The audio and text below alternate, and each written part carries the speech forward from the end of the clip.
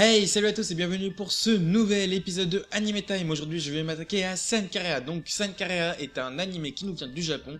Il a été diffusé en 2012. Le réalisateur est Atakayama Mamoru. Le créateur original est Hattori Mitsuru.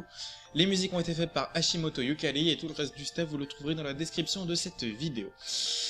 Cet anime a été fait par le studio Dean. Donc c'est un animé qui comporte 12 épisodes de 24 minutes chacun environ. Donc c'est un animé qui rassemble de la comédie, de la fantasy, de l'horreur, de la romance. C'est un shonen, il y a des zombies, c'est surnaturel, il y a du ecchi aussi un petit peu. Le ecchi, pour ceux si vous savez pas trop ce que c'est en gros des choses un petit peu perverses entre guillemets.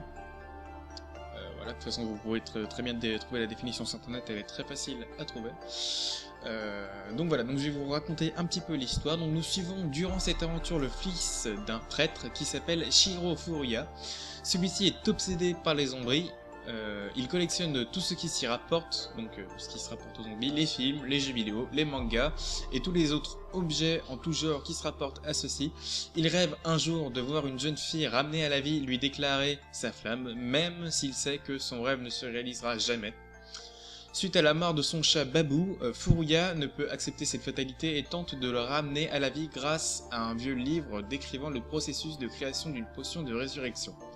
Alors qu'il s'entraîne dans un vieil entrepôt désaffecté, il fait la connaissance de Rea Senka, la fille du directeur de l'école, fille voisine. Elle avoue s'être enfuie de chez elle, ne supportant plus sa famille et sa vie actuelle. Elle éprouve le même désir de mourir, afin de se réincarner. Donc ils vont essayer tous les deux de atteindre leur objectif. Et cet épisode est terminé, surtout pour le prochain. C'était un petit peu chaud sur la fin, c'était chaud.